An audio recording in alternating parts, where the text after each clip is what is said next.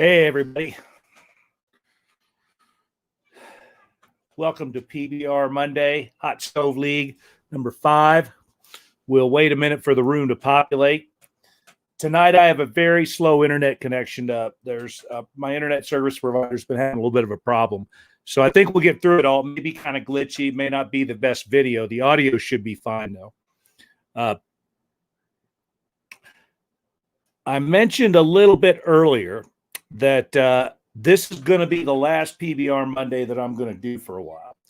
And the reason for that is I happen to have a family and they all like the holidays and I kind of like spending it with them. So we're going to enjoy ourselves the next month or so during the holiday season. I hope that you all do exactly the same thing. And I anticipate being back sometime in January. We're going to take a little vacation around the end of the year. So I don't know exactly what that will entail, but we'll be back sometime in January and we'll pick it up from there and run with it. Now, this does not preclude the possibility of doing a few of these things that aren't live. I may respond to some questions. I may put up a couple of videos just about some things that you can be doing right now.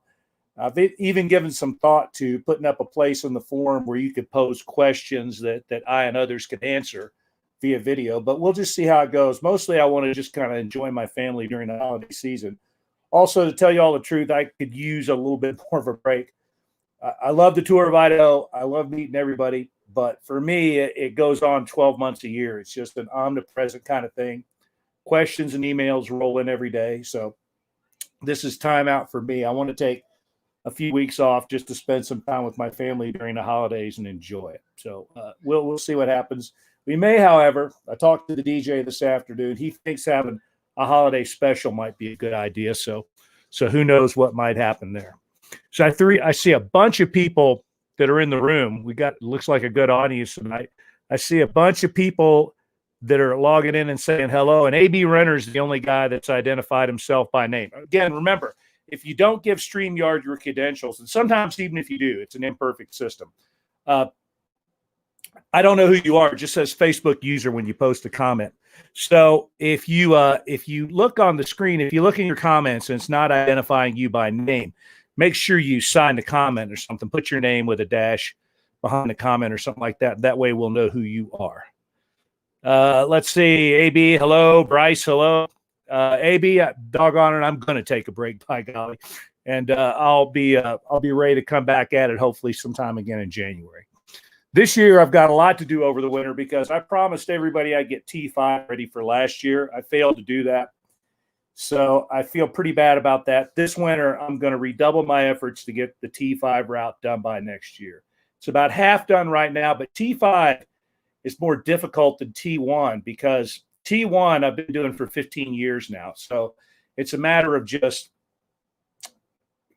evolving the route from season to season. There's quite a base to start from as I start on a new route every year. And that takes me 2 or 3 months, even though I have most of the route already built. So T5 is the creation of an entirely new route. I've done a lot of the trails, but I haven't done all of them. I really like to get up and check things out personally before I put them on any route that I do. On T5, there's going to be some stuff that's just not going to be possible. I will have ridden about 80% of it, but not 100% of it.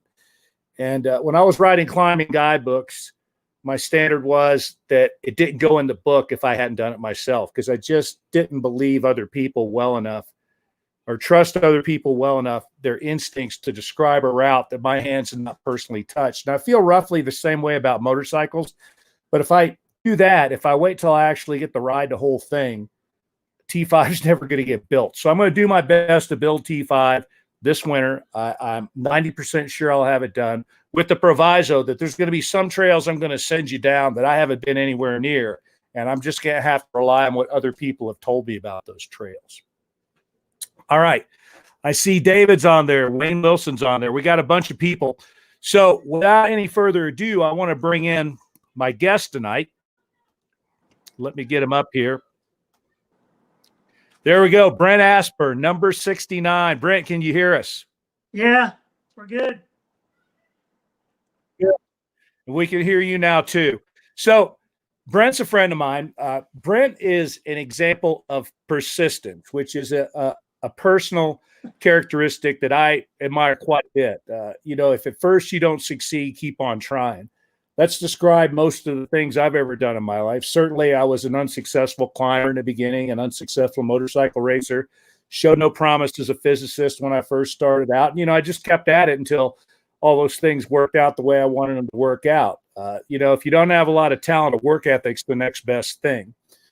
Brent does have a lot of talent, but he faced some obstacles the first couple of times he showed up to ride the tour. And there are things that would have stopped most people in their tracks. They would have just said, "Hey, I'm done. I'm not coming back." He didn't do that. The first year he got pretty close, had something happen that was one of these things that's a little uncommon. Came back second year. Second year had to be a little bit harder because it was a little bit more something. I'm going to let him tell you about it, but the second one would have been harder to rebound from for me personally than the first one was. Then he comes back in 2019 and nails it right through it, had a real smooth ride, and it looked like he wasn't even working that hard as he did it. So, Brent, welcome. Hey, I introduced you the best I could. Why don't you fill in the gaps of anything I left out and then just tell us the history of how you found out about it, the normal things that we go through with everybody. okay, yeah. I read about the Tour of Idaho in the Shared Trails magazine back in 2015. So I spent a couple of years obsessing about it, looking into it, trying to convert from weekend warrior riding to like long distance, multiple day riding. Had to set up my bike and kind of figure things out. But for the start of 2017, I actually had a pretty early start date for a solo rider. And I got a little nervous on the trail conditions. A lot of the info I was getting on trail reports were coming back. A lot of trails were not cut yet and whatever. So kind of like a last minute deal, I tried to reschedule my start date. Well, if you can remember, 2017 was also the solar eclipse year, and I couldn't book anything in the middle of October when I wanted to. So I ended up having to book a time later than I really wanted to go, which put me in like the first part of September. So later on, that kind of was the fateful thing for me, I think. But it started out pretty good. Day one, I live here in Pocatello. I know the day one trails really well. So, navigating through the day one 2017 was pretty fun. It was 2017 was a 9-day ride, and one of the things that happened on day one though is I started having a GPS glitch. So my GPS just randomly shut off and on throughout the day, which wasn't too big of a deal for me since I knew the trails pretty well. And when I took a rest day, took the rest day off Pocatello, I went down to Sportsman's and bought another GPS as a backup because. What GPS was taking a dump on you, Brett? I bought what was the model of GPS? The Garmin E-Trex. Oh, the one that was taking a dump on me was my. I was using the Rhino 700, similar to this one. I don't know, and the battery was an old battery, and so the little connectors in the back were just getting wore out on it, and that's one of the things that happen when you're riding a lot, doing test runs. Things wear out. So I bought another GPS as a backup, but by the end of the second day, I was able to figure out that glitch, but just by using an auxiliary battery pack that took AA batteries. So the rest day was beneficial. I got to get a backup GPS, hit all the tour sponsors that are in town. I love that part of it. Also, one of the things I did was make up a T-shirt for every day that I went.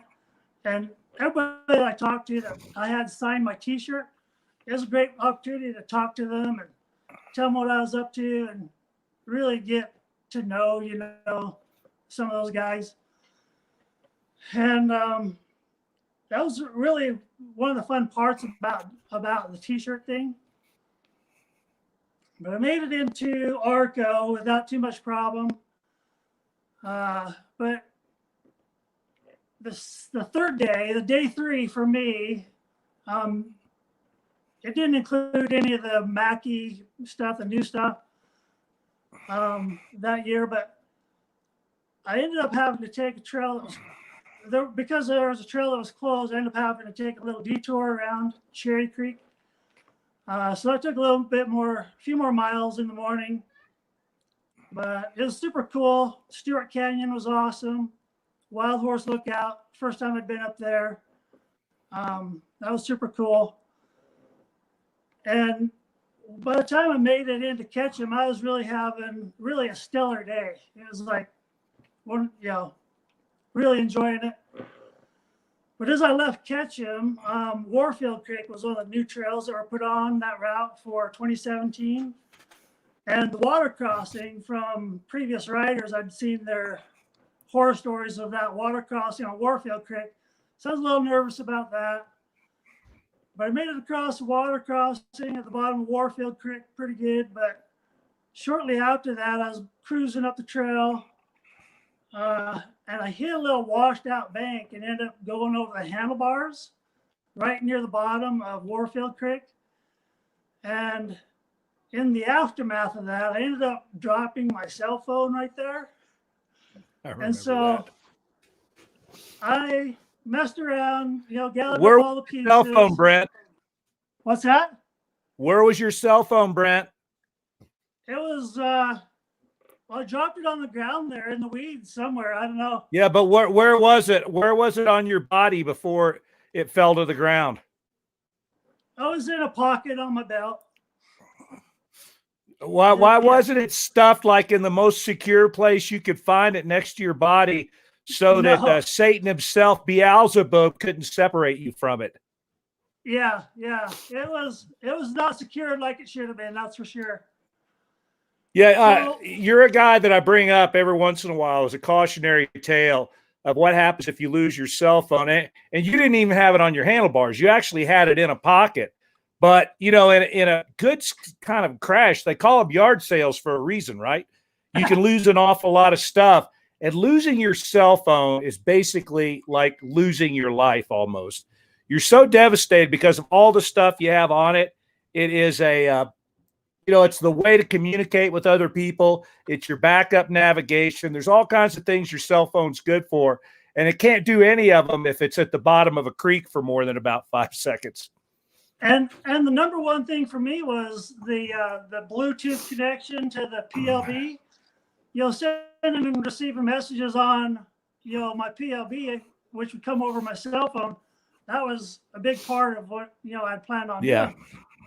And so I lost my cell phone on the beginning or halfway through day 3. By the way, Brett, let me interrupt you for just a second. That's another reason why you should probably have a PLB that's got at least touchscreen capability on it. Wouldn't you agree? Because you lose your cell phone and your PLB doesn't have some way of communicating with the outside world short of hitting the tap out button. That's a problem, is it not? Oh yeah. And okay. On my PLB, without my cell phone hooked to it, I don't know if you can see that little cheesy alphabet box that they have on there. It's the same one I have, yeah. You got to scroll through that little alphabet box to try to send a message, and it's a pain in the butt. Yeah. But at least you can do it. If you have one that doesn't have that capability, you're limited to a preset message or the tap out button. That's your only option. Yeah, exactly. Yep. So all right. So I'm sorry I've interrupted you twice. Keep going. I actually spent a lot of time there because I was like an hour up the trail. Had to drag my bike over a tree going up the trail. Then I realized I didn't have my phone, so I went back, dragged my bike over the tree again, looked around in the bushes forever for my cell phone where I knew that it should be. I ended up sending a message out on my beacon for someone to call my phone. Hopefully, if it had service, I'd be able to hear it in the bushes. I'd be able to find it. Well, when that happened, when my wife called it, somebody from Haley answered and said they had it, but there's no way for me to get it after that. It was pretty much a goner. And so with my destination point being Smiley Creek for the end of the day, that late in the year, they actually were closing earlier. So I'd like haul butt all the way into Smiley Creek in order to get there in time to get gas for the next day. And so when I come out from the headwaters of the Salmon River Trail and hit the pavement into Smiley Creek, I was doing like Mach 10 down the highway right there and made it into Smiley Creek like just before they closed. I got gas and I got some food and was like, getting settled in for the night, whatever, in the room I had there. But I was checking out my bike, after I'd kind of got my bike unpacked. And I noticed my axle nut was barely hanging on by like 2 or 3 threads. And so I realized I'd like nearly avoided disaster there too, because if that thing would have came off when I was doing Mach 10 down the highway, I would have been a disaster too. So which is what's a good way to secure that? A little bit of safety wire, right? Oh yeah. So I made it into Clayton the next day pretty early, and I think I gave you a call in Clayton using their phone to see what the possibilities of getting my cell phone back, and that's when I realized it was pretty much a goner from there. But from Clayton that day 4 going into Chalice, it was actually one of my funnest days. I like getting in there. I spent time in the White Clouds. That White Clouds area is super cool.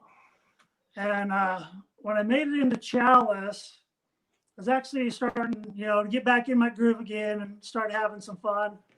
But I did buy a tube of Loctite and just Loctited everything I could find on my bike just to make sure it'd stay put. So coming out of Chalice, from Chalice, it was Chalice to North Fork that year. That was a pretty fun part too, going through the Hat Creek Lakes. I was a little nervous at first that those trails are, kind of a little more difficult right at the first part of the day. But after you get through the first half of the day, there's like, pretty easy road riding all the way into North Fork. So I really enjoyed that part of it. And then that put me on day 6, going from North Fork to Elk City the following day. Since I first started planning doing the Tour of Idaho, I was really looking forward to riding the historic Magruder corridor. Look on the map, it really looks like a really remote area, so I wanted to get out there and kind of explore that. That was cool. So I didn't really have a problem getting over to Nez Perce Pass, the start of the Magruder corridor. But shortly after coming off of Nez Perce Pass, before making it all the way over to Nez Perce Pass, one of the extra fuel bags that I had, it jumped ship. So I only had like half the spare fuel I was taking with me when I got to Nez Perce Pass. And what fuel bags did you have with you, Brent? What's that? What fuel bags were you carrying? I was using. Who made them? They weren't giant loop bags. They were just some MSR bags that I were using the heavy duty. So ones. Probably the MSR dromedary bags. Is that what you were using? Yeah. Yep. Okay. Yeah, all the adventure rider guys love those things. One of the things I learned the hard way is I was putting it on a roll top dry bag. So you roll the top down on your dry bag, it traps a little bit of air, and then you tie anything to it. Well, eventually that air will leak out of the dry bag, and then anything you have tied to it will come loose. Mm-hmm. So if you're not checking your straps, anything you have tied to a roll top type dry bag that don't have an air release, eventually those tie downs will come loose. But anyway, I want to interject something here too. Brent, I don't know exactly what your occupation is, but I know it's a technical one. What is it exactly that you do out at the site? Oh, I am a nuclear inspector, so I follow a lot of the the Navy sends all their spent fuel from the aircraft carriers and submarines out there, All right. and we take So it, we move you're basically a rocket scientist. So it. the It point I'm sounds trying to good, but make it's really is not that, that technical. well, a nuclear inspector is quite a technical job. It's an impressive career to have. Not everybody can do that. And the point that I'm trying to make is that Brent is a very analytical guy. I know, again, Brent and I are friends. We know each other, and I know his background a little bit. And Brent's a smart guy. He thought about this stuff a lot before he went out. And what you're hearing right now is, but I hadn't anticipated this. Brent thought his Yeah. way through all this stuff. I kept up with him on social media the whole year he prepped for this, and he was like all these groups that come through that are super well prepared. He asked all the right questions. He pestered me all the time, and I use pester in a friendly way. But he bombarded me with a lot of questions. He did all the things that all of the uber prepared teams do. Yet you figured out in the middle of things that this fuel bag situation had a problem. That's one of the reasons why we try to tell you things that we have found over the years. This is going to give you a problem. The axle nut thing. Now that you've been part of our community for a long time, Brent, how many axle nuts have you heard about coming loose? It ends up being a perennial problem, right? Oh yeah, yeah, yeah. So Brent's a smart guy, and he couldn't anticipate some of this stuff, which is why we spend so much time sounding like a broken record going over the same things. Don't do this. Be sure you do that, because it's really easy to find yourself in Brent's position. It has nothing to do with the fact that he's not a prepared guy. He's a super prepared guy. But anyway, you're on the Magruder Road. You've lost a fuel bag. You closed in on Elk City. Take it from there. So, yes, I'm headed to Elk City, and I come around kind of a blind corner, and there were like three side by sides that were taking up their share of the road. So I kind of had a near miss with some side by sides that were coming the opposite way. And after my heart skipped a beat a couple times right there, I wasn't really paying a lot of attention to my GPS, and I took the only right turn on that road that you can take, and I ended up going like 10 miles the wrong way because I wasn't even looking on my GPS. Terrible. I was just riding, enjoying the scenery.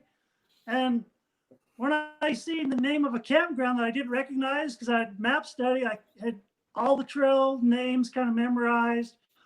But when I seen a campground that I didn't recognize the name, I clued in on that. I was like, something wasn't quite right here. And when I look back on my GPS, the next waypoint that I had to hit was 10 miles straight south of where I was. So I'd like. So you took the right turn miles. right down there off the Magruder, and you went down, I think it's the Middle Fork, almost to the dead end, right? Oh, yeah. The trail was just, the road was actually starting to narrow just a bit when I seen the campground there. Yeah. And you were near the end of it.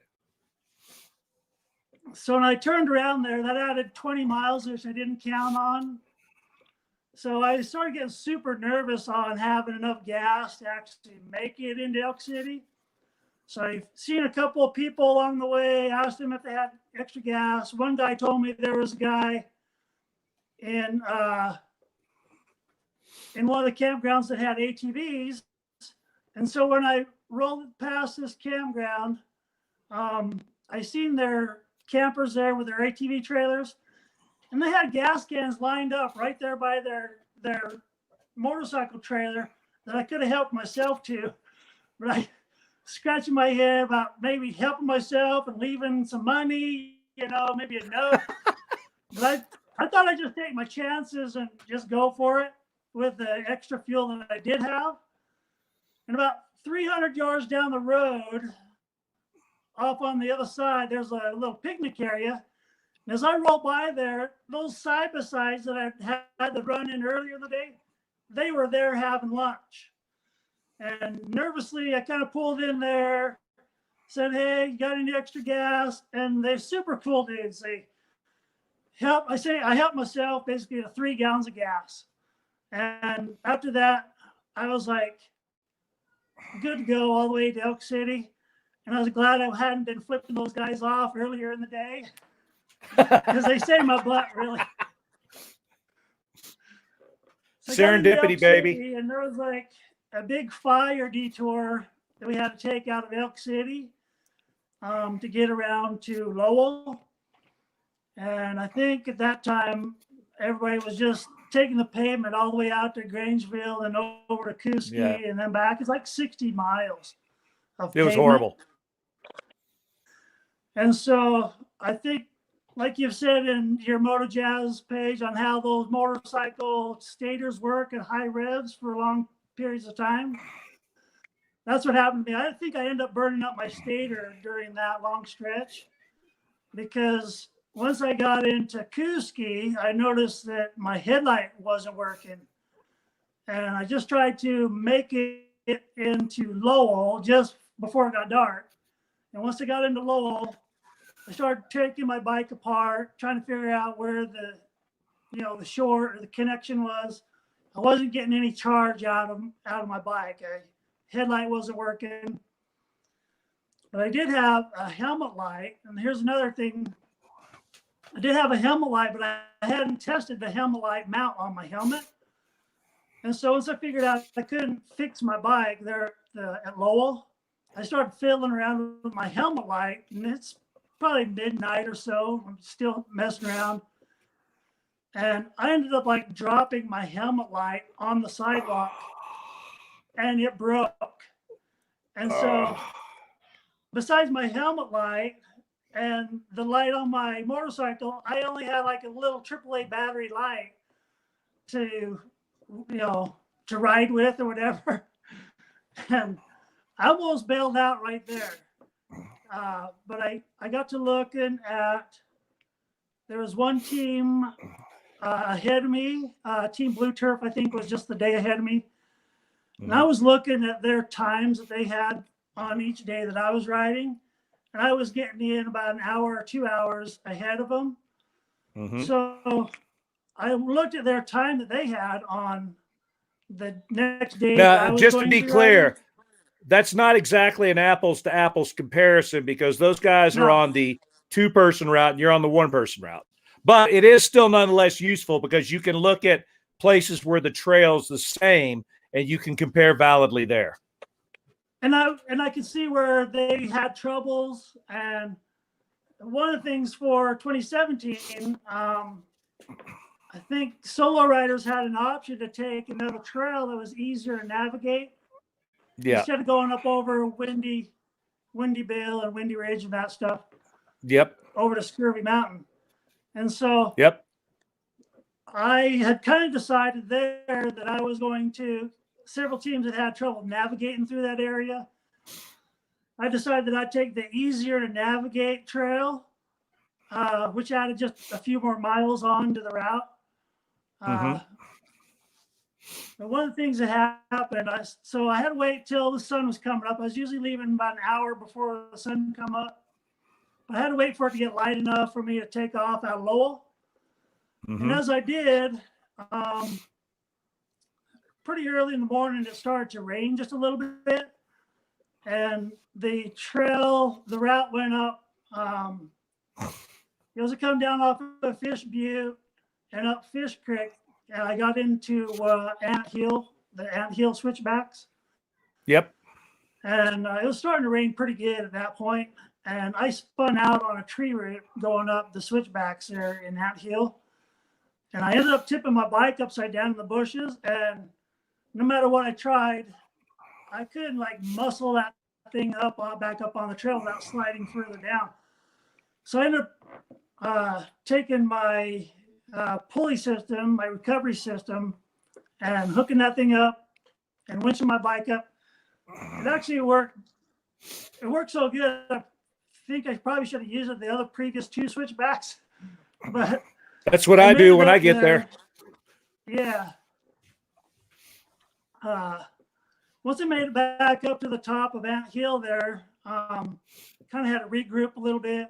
figure out what I was going to do, check how much time I'd spent, you know, in the bushes. And so I still decided I had enough time to take the alternate route off of 4th of July. And then I can't remember exactly the name of the road, but it put me out on a road north of Scurvy Mountain. Then I came back up the road to the lookout. Mm-hmm. Anyway, by the time I got up to Scurvy Mountain Lookout with all the underbrush that is in that area that I was riding through, I was like soaking wet. And when I was at Scurvy That area is Mountain, notorious for that too. Yeah. At Scurvy Mountain, it really started to snow pretty hard. And there were like fog banks that would come rolling in over the top of those mountain passes that were pretty hard to see through.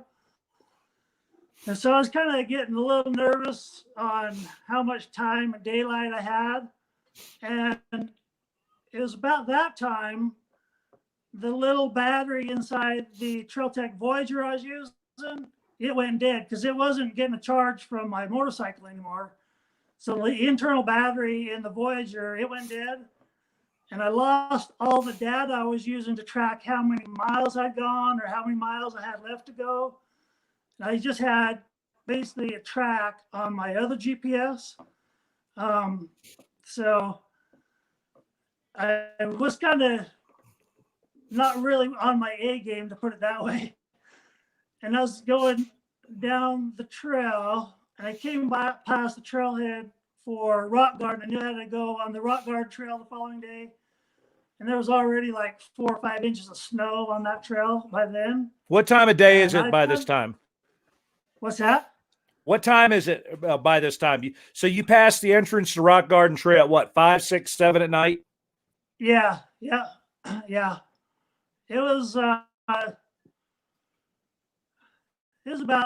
that time. And when I rolled into Cayuse Junction, there happened to be like an outfitter's wall tent right there that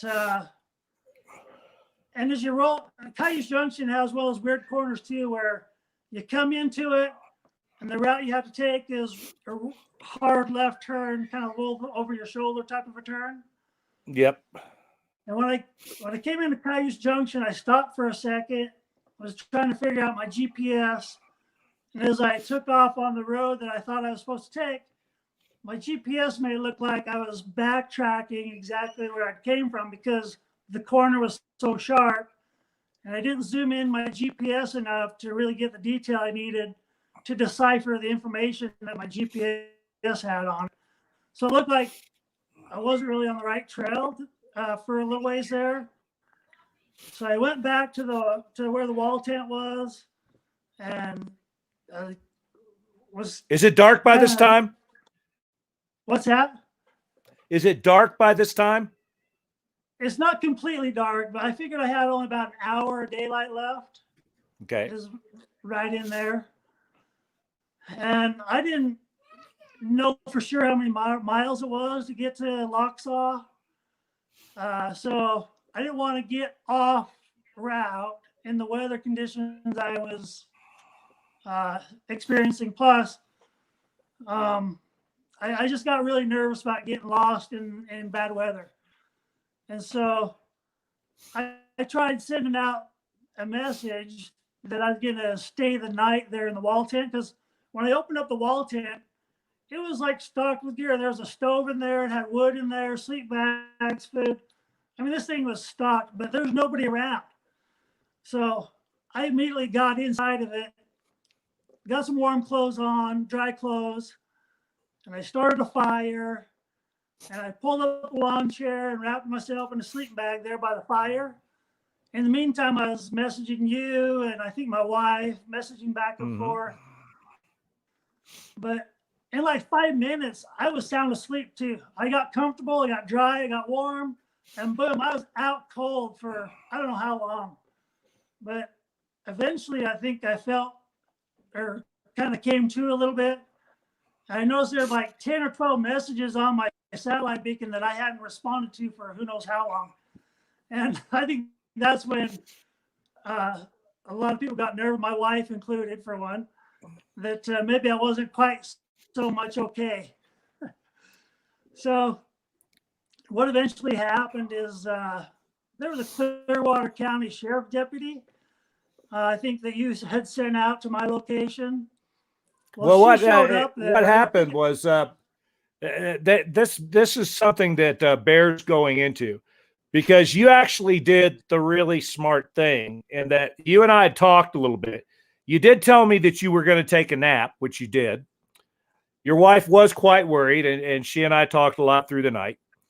Then finally, when you got up again, you talked to me, but I wasn't completely convinced that you were okay. You did say it was a little cold in there, and it sounded to me a little bit like you were blowing bubbles, but you did the smart thing. I remember you and I talked about, what is it that you want to do? What's the outcome? You want to try to tough it out and go tomorrow? Because you can do that if you want to. And at some point, you decided you wanted to tap out. I think you made the call to pull it, and I agreed with it. Yeah. And you stayed put, which was the smart thing. I didn't have to talk to you. I didn't have to threaten you. You stayed put in a really nice place, a wall tent and an outfitter's camp with firewood. What happened in the background was there was quite a bit of concern because the weather conditions were really appalling. And even though you did have shelter, which is better than huddling underneath a tree somewhere, it's still cold. It's still wet. You know, you've been exposed to the elements all day long. And, you know, you can dry out a little bit in one of those tents, but it's still not like you're feeling completely comfortable. And you had a medical condition that's exacerbated by the cold, did you not? Yeah, sometimes my asthma can kick in too when it's cold, but so we got the Clearwater County Sheriff Rescue Squad involved, but it was a really weird thing because Clearwater County is huge, right? It's bigger than Rhode Island, and all the people live about 100 miles from where you're at. So when I got with them on the phone at what turned out to be like 2 a.m, I'm saying, well, he's right here at this wall tent at the intersection of these two roads. And I even had the Forest Service numbers for the roads. They said, we have no idea where that's at. So I knew it was going to be a long night. So what happened in the background while you were sitting there shivering is literally they dispatched a deputy, a lady, as I recall, right? Wasn't it a lady that showed up? Yeah, lady sheriff's deputy, super nice. Yeah, and what had happened was all night long, I would talk to the dispatcher over in Grangeville or someplace like that, and they would talk. I think they had a satellite phone or something that they were using to talk to her because the radio wouldn't get out that far. And so they would say, well, she's at this intersection. Where does she go from here? I'd say, I had my maps all up and everything on my computer. And this is like 4 and 5 in the morning. I'm going, okay, she's right here. She's sure she's there. She wants to go 3.4 miles and look for another road and turn this way. It took forever to get her back there. It took literally all night long because she showed up at what, 8 or 9 o'clock? Or was it a little earlier than that? No, she actually pulled up to the wall tent earlier. It was like 1:30-ish, 2 o'clock, 1:30, 2 o'clock. God, I thought there was a lot. We must have started earlier then because it took hours to talk her through it. All right. Now that you mentioned that, I did when I got in her truck, she had like this 3-foot square map rolled out on the dash that she was using to get to where I was. And then when I asked her how many miles is it back into Locksaw, she said that it's like 20 miles. And I'm like, oh my heck, I could have probably made it in the daylight that I had, but I just didn't know. So it's like by the time we get into Locksaw, I remember it's about 3 o'clock in the morning when we rolled into there. And there's nobody around, of course. And I had a cabin rented there.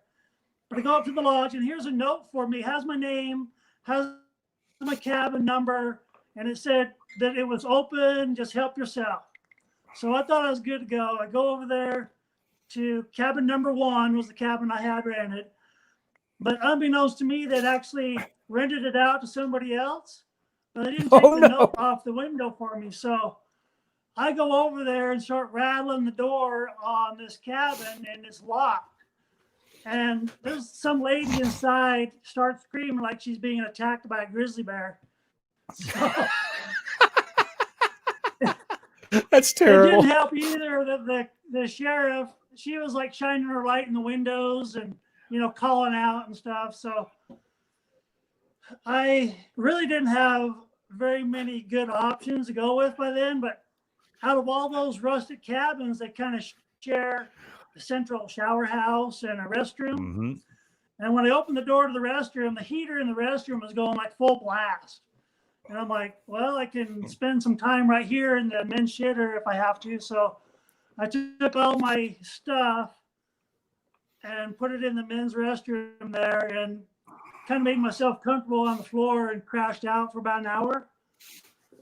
But before I did that, I left a note on the outside of the lodge window so that when my wife got there, she didn't go look for me in the cabin, and she knew to come look for me out in the men's room.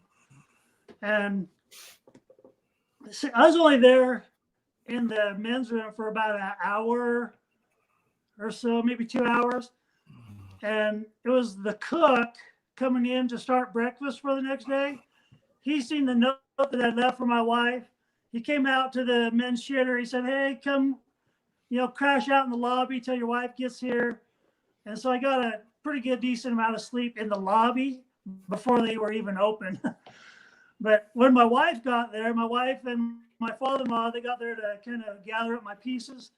They served us all a free breakfast for the trouble.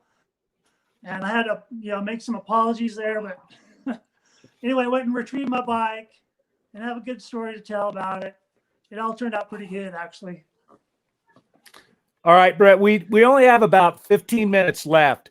So you'll probably have to talk pretty quickly about your 2018 attempt, your second attempt. Maybe let's just talk about what happened. It was in about the same place that you ran into trouble again, was it not? So in 2018, I felt like the bike was running good. I was in good shape. At the end of 2017, I had no doubt in my mind that I was coming back and giving it another try. I kind of knew what I was getting myself into.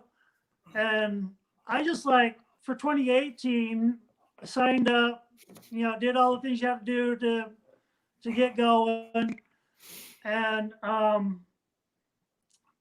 I was kind of off my game a little bit because I just was busting out the miles. There was a challenge point. I think that was the first year the challenge points kind of came back. So I was just getting to the challenge point spots, taking a quick selfie and hitting the trail, just busting out the miles, just checking the boxes. And looking back, I really wasn't having a whole lot of fun doing that. I just wanted to just get it done. One of the cool things, though, about 2018, as I was rolling into Chalice, I dragged my bike over several trees on Thompson Creek, 5 Mile Creek. But as I made my way back around McKay Creek, Brian DeLinge and all the Park and Recs guys were going the opposite way. They were super excited to see me. It got me jazzed up. And the trails all the way into Chalice from there were as smooth as butter. They'd had these big chainsaws. They'd cut all the trees out. I mean, it was cool. And when I did get into Chalice, the climb dirt days were going on there. So I got to meet Jimmy Lewis was there, Juan Brown, Kate Shade. I had all these guys there that were just as excited to see me as I was to see them. And I had them all sign my t-shirt. And so that was a really cool part about 2018. But there's another big fire there in 2018. We had to bypass to go clear up from Chalice all the way to North Fork, around the fire. Yeah. And the smoke in that area was so thick, it really started making me sick. And I sat in North Fork till really late at night, having trouble breathing. And I didn't have the right medication with me that I needed to take care of that. So I ended up having to tap out on day 5. I didn't even make it as far as I did in 2017. So tapping out in 2018 was really hard. I was kicking myself the whole way back to the house, So when 2019 comes around, several of my friends and family, they kept asking me if I was going to do it again. I'd signed up and I got a date, figured out. And I was like within a couple of weeks of my start date, and I really wasn't 100% for sure I even wanted to do it. I kind of knew what I was going to get myself into. It went from like 9 days to 10 days, which I thought was kind of a crazy thing, but I really enjoyed the extra day once I got out there. And it was really like 2 weeks before the first Tour of Idaho guy came through. My wife and I rode up on Oxford Peak and seen the flag up there because I knew that was going to be one of the challenge point spots. And I wanted to kind of check it out. But I noticed the flag on Oxford Peak was just, in shambles. It was all shredded. So I decided I'd get a new flag. And when I rode up there, I would just put a new flag on there when I came through. But I decided, I think it was just the day before, I think the first Tour of Idaho rider was going to go. I went up there after work and put the new flag up on Oxford Peak just so the first guy could get there and have a cool picture with the new flag. So it was like 2 days before the Tour of Idaho season started. I went up and put a new flag on Oxford Peak.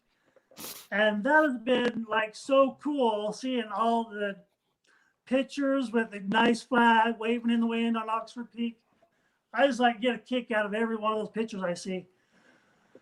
And that kind of really got me excited about doing my 2019 run. I, kind of got excited about that.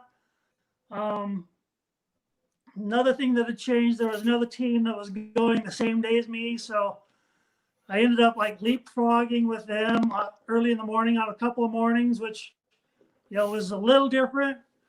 I had someone to kind of say, hey, Neil wasn't really totally on my own, but, we, besides seeing each other a couple times first thing in the morning, I really did talk to them otherwise.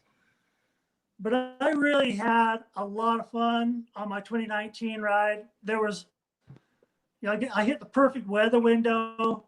Another thing I took time to do, even on all the lookout, one thing that did happen on day 2, though, I was going down one of the trails I'm the most familiar with just to pick up an extra point, the Belmarsh Mormon Canyon Loop. And we usually ride that loop the opposite way, go down Mormon Canyon and come up Belmarsh. So as I was going down Belmarsh that time, of course, when you're going downhill, the line is different. I ended up clipping a rock with my foot, and I smashed my middle toe and busted it to heck right at the beginning of day 2. And so when I got to Arco and pulled my boot off in Arco, that thing looked bad. And I thought I was going to have to tap out due to that.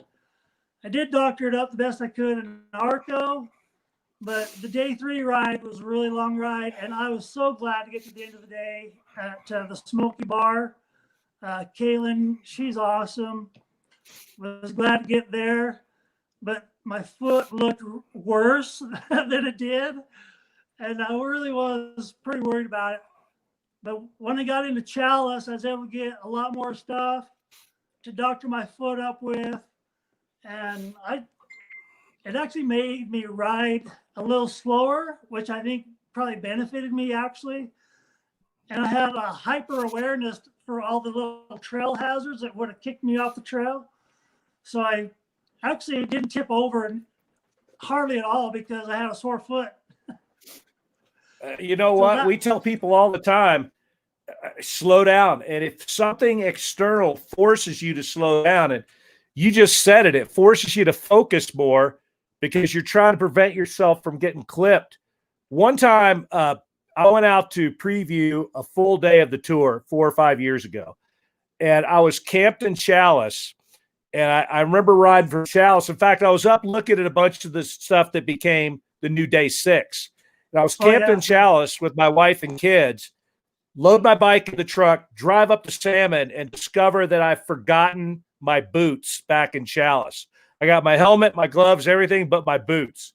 Well, I'm going to go ride, and I'm not going to go all the way back to Chalice to get my boots. And like the sneakers I have are the worst sneakers in the world. They're a set of Nike free runs. They're the sneakers that I bring along specifically because they're so light. You know, they're those, it's like not having anything on your feet kind of a sneaker. Best day I ever rode in my entire life. I made no mistakes that day because I slowed way down. I was hyper focused on the trail ahead because you don't want to clip anything when you're not wearing riding boots, right? You might saw off half your foot. And when you slow down just a little bit, I pulled it back to about 60%. And I had the best day of riding I'd ever had in my life. It's just amazing what happens when you slow down a little bit and you're not trying to jam everywhere. You're just not on the gas all the time. And that's what happened to me in 2019. I slowed down. I also made the choice to when I noticed I had like a bunch of pictures of the lookout towers, but a lot of those lookout towers you go to, there's not much to the lookout tower, just a wooden shack, you know. But I made it a point to, like, once I got there, climb up on them and get a picture of the view from the lookout. I mean, every one of those lookouts, that's what they have to offer is the view. And it's incredible. All my pictures for 2019 turned out amazing because I took it a little extra time to enjoy the things that the tour has to offer along the way. Needless to say, not everything went smoothly after that. I did some changes to my bikes. I got really good gas mileage into Elk City. I wasn't on the throttle. I didn't even have to use any of the extra gas I took with me to make it to Elk City this time. But coming out of Elk City, I got into kind of a bad spot on the trail, and I ended up navigating around that. So I got into Lowell pretty good, and I made it to Locksaw the next day. But from Lowell to Locksaw, that's where I bailed out in 2017. And so I took like all the shortest options that I could for a solo rider just so I could knock out that day and try to make it through without any troubles. Castle Creek Lookout, I was starting to have a little trouble with my chain. I had to do a little chain repair up there. I did get into Locksaw fairly early and enjoyed the night and got, good bite to eat. But the beginning of my day 9, this has got to be, I had to really laugh at myself because due to the time change and I was getting up an hour before the daylight, I'd set my alarm for about 3 o'clock in the morning, Locksaw time there, Pacific time. And so when I got up to get going in the morning, I go over to the men's room shower house to fill my water bladder, brush my teeth, get ready for the day. And I come back and I had locked myself out of my cabin. And I couldn't believe that I was locked out of the same cabin number 1 about the same time of the day, 3 o'clock in the morning. And there I was in just my long underwear and my riding jersey, walking around in my socks and no way to get into my cabin. And so I'm messing around there, tried to jimmy the door jamb with the tire iron, but I don't want to break anything, So I go walking around to the back of the lodge. I notice the back door to the lodge is open. So I peek in there and I see a guy in there, and it's the cook who's going in there to start breakfast for the day. The same guy? Hey, do you have a key to the cabin out here? He's like, yeah, I can hook you up. So the exact same cook found the key to let me into the same cabin that I was locked out of back in 2017. But I locked myself out of it last time I was there. That's awesome. That was one of the things I couldn't believe that was actually happening when it was happening. But I have to laugh about it now because once I got that taken care of, I got a good roll out of Locksaw. Seen some really cool wildlife along the way. One of the things I had never seen before, I've actually seen two badgers going at it right in the middle of the trail. And they didn't even care I was there, and I rolled right past them as they were tearing the fur out of each other. It was really cool to get into Wallace, but the last little part there, Wallace, everybody who's been there, when you have your mindset of just making it to the end of the day and you got to go across Stevens Peak, that's like one of the trails that you listen to the hillbillies' comments in their videos. They have the same thought as I was, like, really, Martin? What are you doing this at the end of the day, you know? But I feel my ears burn there a lot. And the thing about that trail is I tried to tell everybody that convinced me to literally bent my arm up behind my back to put that trail on there. And yes, Stafford Brothers, I'm talking about you. All those guys, all those way up north guys are going, oh, you got to put this trail on, man. This thing is like epic. It's awesome. And I go, you understand that even though this trail is, yeah, it's technically not even that bad, but the trail is this wide, and it looks like you're not ever going to stop rolling if you fall off the left side. No. And it's right at the end of the day, so you kind of just want to get the thing over with by that point and kick your feet up in Wallace. Yeah. So it was really cool to finally get to Wallace that year and meet Donna, super cool lady. I got a chance to go over to the center of the universe marker there in Wallace. A couple things I've been wanting to do for a long time. And then the following day, coming out of going towards Sundance, everything was going pretty smooth. But when I was going up and over Hoodoo Mountain, the chain issue I was having started to come back.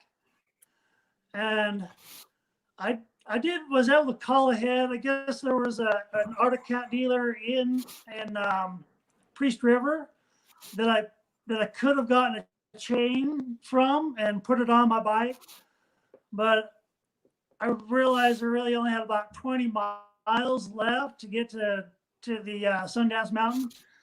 So I took my chances there and just bypassed that and made my way up to Sundance Mountain. And that last hill climb going up Sundance, my chain was making a horrendous noise. And really, I rolled into Sundance, basically on the ragged edge. And it was super cool. Because my plan was to hit Sundance Mountain, right back down to Coolin, where a hotel was, and meet my wife there with her parents. But as I was making my way up to Sundance, her and her parents had found their way to navigate themselves up to Sundance. So they were up there at the top when I got up there. And it was amazing. I was really glad to do it. I'm glad I didn't bail out at the last minute, kind of thing.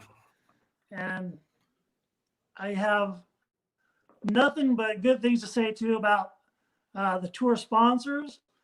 I wouldn't have been able to get the gear I needed on the budget I had without some of the discounts that offered up, by Climb and Tugger Straps and Trail Tech. I got some really cool customer service and stuff from them. The Cascade Rescue, I think I even got a discount on that rescue kit. Super, super nice people. And the people I talked to along the way, it was like amazing. I just can't believe I can't believe it ended up as well as it did. Well, as I told everyone starting this out, if you look up persistence in the dictionary, it's Brent waving at you. And, Brent, would you describe yourself as a Jimmy Lewis level rider? Are you a pro? Are you a top-notch rider? No. No. So, but yet you managed to pull off something that Jimmy, the movie stars, Holy Rollers, all these teams, a couple of these Canadian teams have had pros on them, have come through. They all said, we made it by the skin of our teeth. It was the hardest thing we ever did. And you, kind of an everyman kind of a rider, managed to put this thing together. You had some bad luck a couple of times, but third time was a charm. You nailed it. For you, I think you speak to a lot of people. Tell me, what do you attribute your success to? Was it preparation? Was it just determination? Was it some combination of all that? If it wasn't the fact that you are a magnificent rider, that the rest of us bask in the radiance or bask in the glory of your mere radiance, if it's not that, what is it that got you through?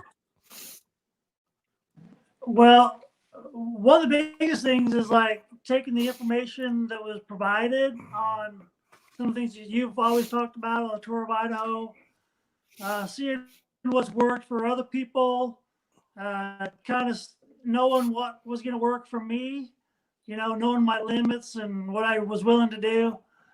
I'm not afraid to ride a hard trail or two, but on some of those days, I wanted like the easiest option I could find just so I could get to Sundance Mountain. There you go.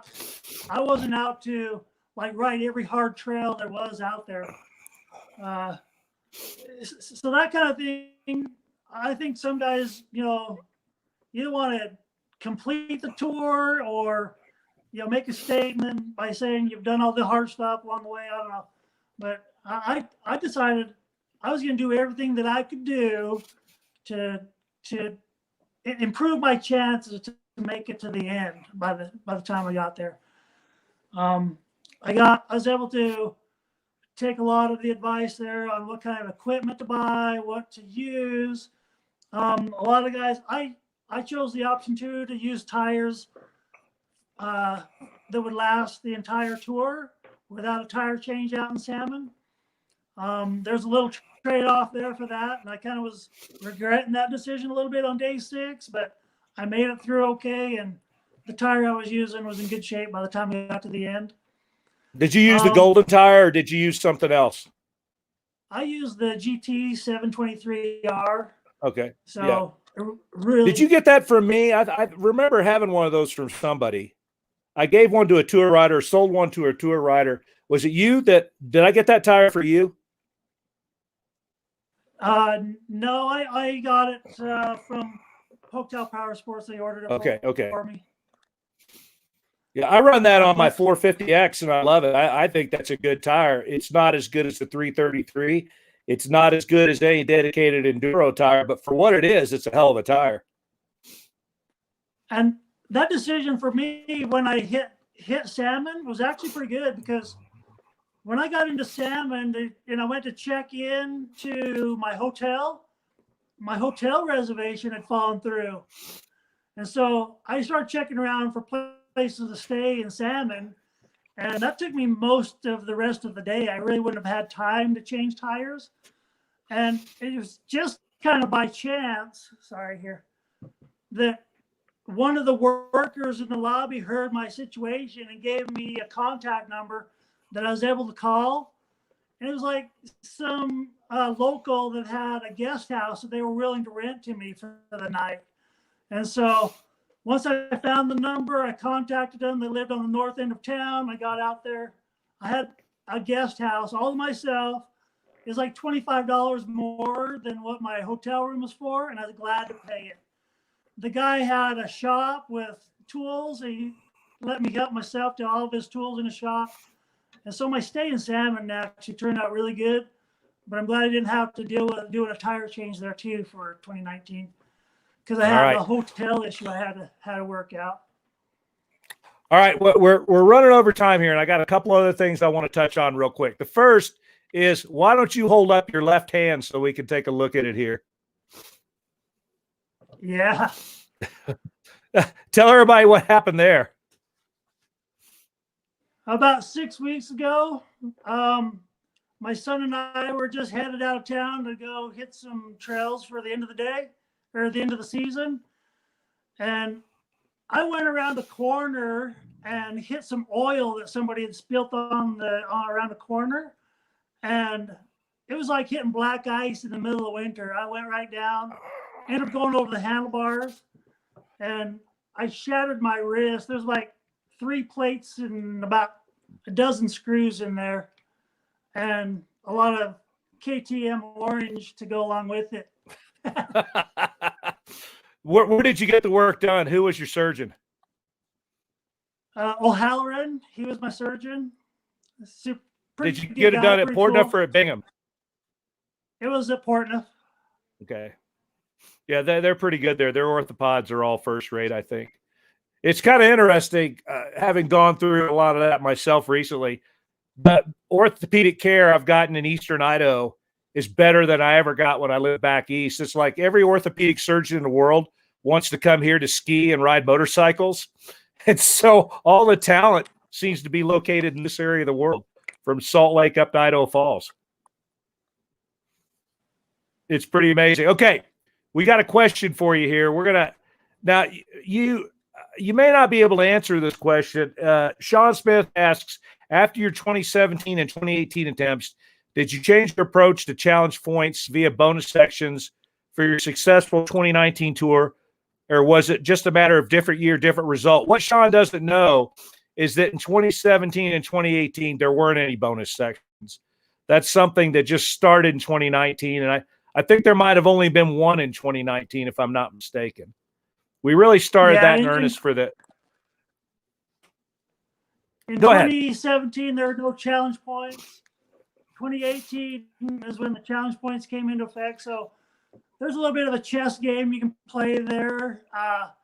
Because of fires in 2018, I actually used some of those extra challenge points for ones that I missed on all those closed trails due to the fire.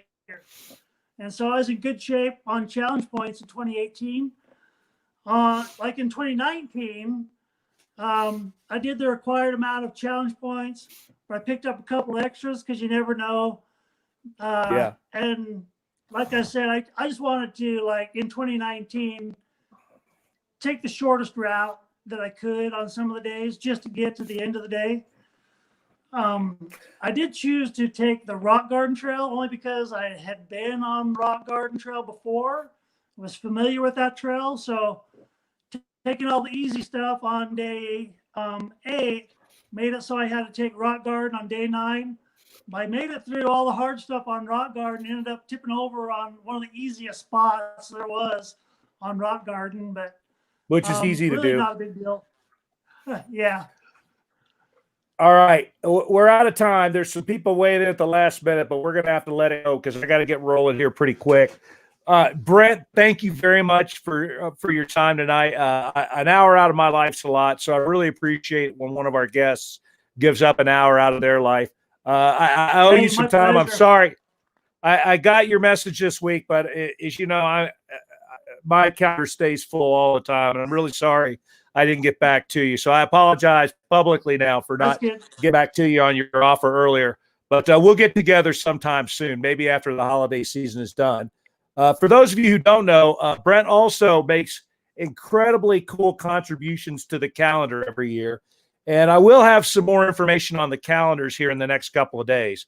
I'm going to try to come up with a new scheme this year so that last year I lost only $400 on the calendars, which is the least amount of money I ever lost. So what I want to try to do this year, come up with something where I don't take quite as much of a hit in the shorts when those calendars come out. But Brent always has really cool contributions to the calendar.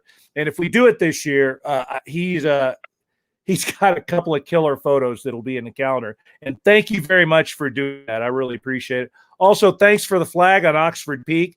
Not only did he put a flag up, but he put a really good flag up, which is does better than the flags I have on the flagpole out here in worse conditions.